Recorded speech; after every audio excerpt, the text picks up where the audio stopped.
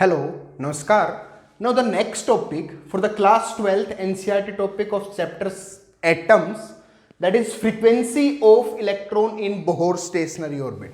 अब frequency निकालनी है तो as earlier video in already discussed, हम क्या डिस्कस कर चुके हैं कि क्या कि फ्रीक्वेंसी मतलब हमें निकालना है न्यू, निकालना है न्यू की वैल्यू निकालनी है, बट रिलेशन पता है सिंपल सा कि वेलोसिटी जो होता है, velocity of the orbit that is r into omega, होता है या नहीं होता है, समझ आया सभी को।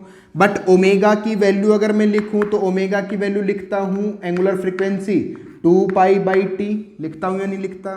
Then omega is equal to, इसको लिख सकता हूं 2π1/t, बिकॉज मेरे को पता है कि 1/t जो होता है वो क्या होता है, फ्रीक्वेंसी होता है या नहीं होता है।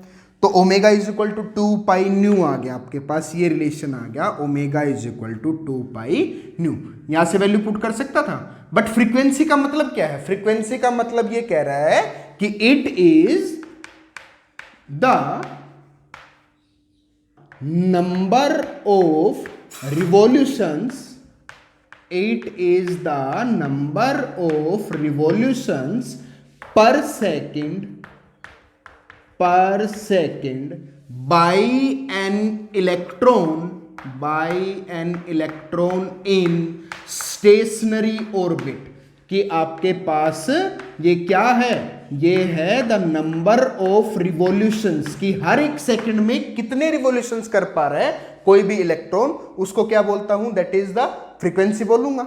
अब यहां से ये चीज समझ आई कि ओमेगा इज इक्वल टू, मेरे को ओमेगा निकालना है 2π, बट एक सिंपल सा, अगर यहां से इतना ना करने के बजाय एक सिंपल सा रूल होता है क्या, कि डिस्टेंस, आपने क्या पढ़ रखा है, हमने पढ़ रखा है distance is equal to speed multiply time, होता है या नहीं होता है।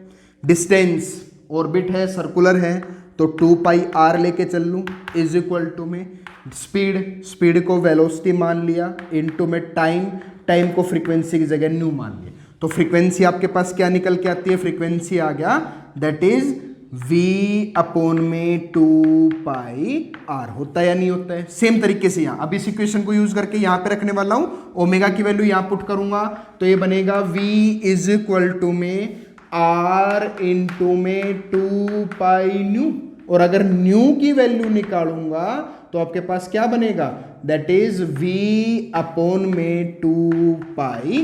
जिस भी तरीके से आपको समझ आया उस तरीके से आप इसको कर सकते हैं, ये वाला सिंपल तरीका था, इस तरीके से भी हम कर सकते हैं।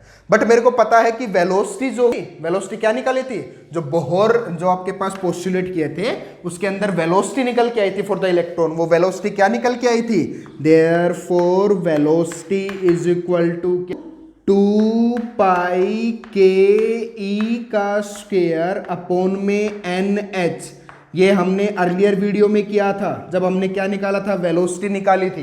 तो वेलोसिटी की वैल्यू यहां पुट कर सकता हूं, तो वेलोसिटी की वैल्यू यहां पुट करूंगा तो फ्रीक्वेंसी इज इक्वल टू में आया, वेलोसिटी की वैल्यू पुट कर रहा हूं 2π/e²। ये कब है, जब यहां पे z की वैल्यू अगर मैंने 1 मान ली थी for the hydrogen atom, ke² upon में n इंटू में h, क्लियर है सभी को। और इंटू में क्या था, इंटू में आपके पास यहां से है 2πr, क्लियर है सभी को।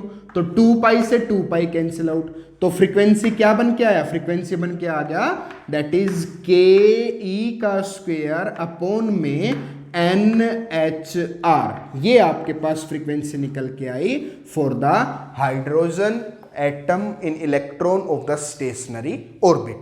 क्लियर है सभी को। यहां से एक चीज फिर से आ गई क्या, कि frequency is inversely proportional to the principal quantum number, कि प्रिंसिपल क्वांटम नंबर के इनवर्सली प्रोपोर्शनल, कि अगर ये बढ़ाओगे तो फ्रीक्वेंसी आपके पास उसी तरीके से क्या होती रहेगी, रिसेंटली डिक्रीज होती रहेगी। समझ आया सबको, note it down.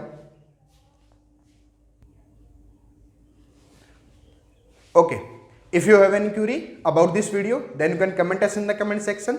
Thank you for watching us. Also like and subscribe the video. Thank you.